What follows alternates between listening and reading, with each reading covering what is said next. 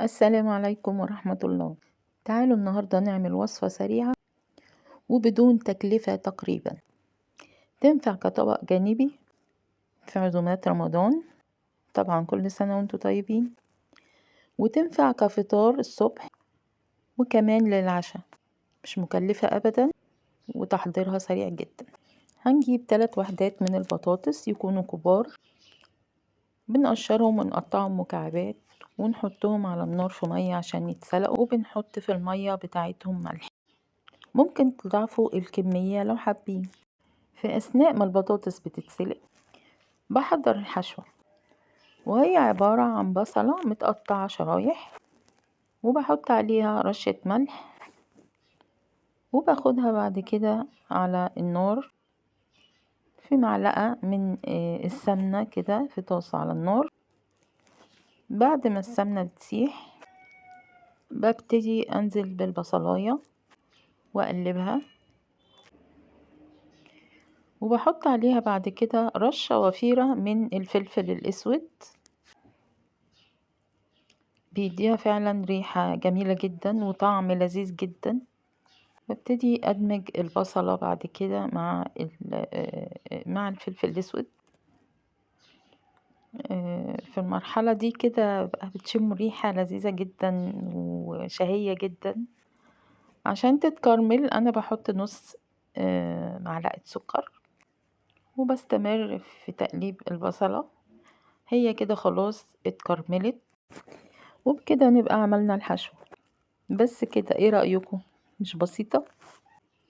اخليها بقى على جنب، واجيب كمية كده معقولة من البقدونس، وابتدي اقطعها، يعني افرمها فرم يكون ناعم. انا عايزاها مفرومة ناعم كويس جدا. طبعا دي مش للحشوة، هي الحشوة خلاص كده عبارة عن البصلة اللي احنا عملناها من شوية. بعد ما فرمت البقدونس برضو عايزة كمية بسيطة من الشبت. اذا مش متوفر الشبت خلاص مفيش مشكلة يعني، لكن هو برضو بيديها طعم مميز جدا. خلاص بعد ما بنخلص الشبت خلاص احنا كده هنلاقي البطاطس خلاص استوت. نصفيها بقى من مية السلق ونهرسها ونتأكد انها بقت ناعمة. عندي هنا 2 من البيض، ضفتها على البطاطس بعد ما اتأكدت ان هي خلاص اتهرست كويس، وحطيت معلقة من الفلفل الأسود ومعلقتين صغيرين من الكزبرة المطحونة. ندمجهم كويس جدا. بصوا بقى، لو عندنا حد مش بيحب البيض مش هيلاحظ أبدا، وبكده نبقى زودنا القيمة الغذائية للوصفة. بعد ما بنخلط البيض كويس جدا مع البطاطس المهروسة، بضيف الخضرة اللي قطعناها من شوية، وبحضر صينية أو طاجن أو بايركس اللي متوفر. بدهنه بكمية وفيرة من السمنة.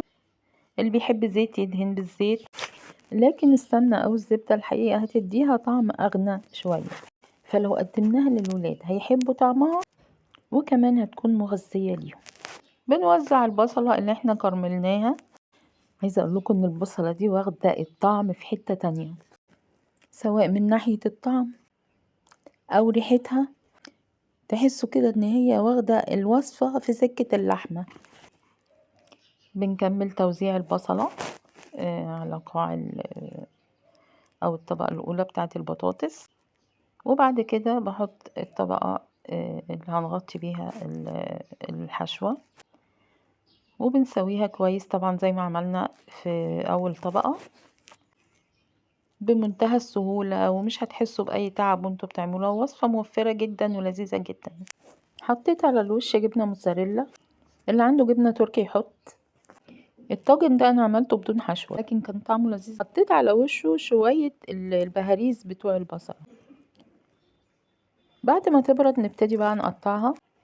هيبقى طعمها وريحتها لذيذة جدا جدا جدا. جربوها، قدموها لولادكم، واللي لسه مشتركش يشترك في القناة، وما تنسوش تحطوا لايك لو الفيديو عجبكم. جربوا الوصفة وقولولي رأيكم فيها، وبألف هنا مقدما. باي باي.